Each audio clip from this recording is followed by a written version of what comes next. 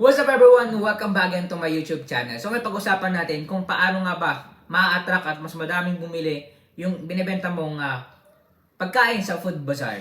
Alright, bago tayo magsimula sa ating vlog na to, kung bago ka lang sa aking YouTube channel, sinisigurado ko na madami po kayong mautunan dito at madaming idea kayong makukuha para execute, i-apply sa inyong iba't ibang negosyo. Okay, at the same time, magiging blessing po ito if you listen ng maayos. Okay, so kung bago lang sa aking YouTube channel, please subscribe, notification bell para update po kayo sa aking mga bagong vlog na upload in the future.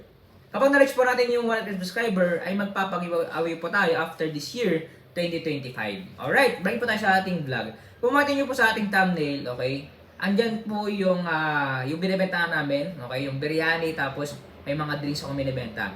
Okay, kung makita nyo pang masa nung una, pero balance lang yan.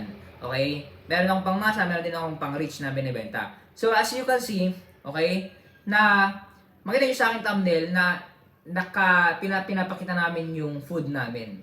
Okay, para matakam yung mga dadaan, mga titingin na, uy, parang masarap pa. Pagtingin pa lang nila, masarap na. Na mas maganda na pag sa presentation, maganda, tapos masarap. Hindi yung maganda sa presentation, tapos pagtingin nila, hindi masarap. Okay?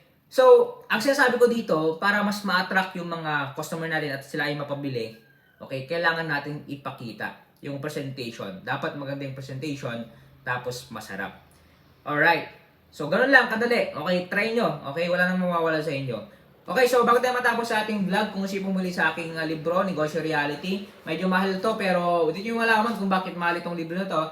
At the same time, worth it po ito. Okay, if you want to buy this book, tingnan nyo na pa ang Facebook page, official link sa description, at pang-buy lang po kayo. Salamat po and God bless.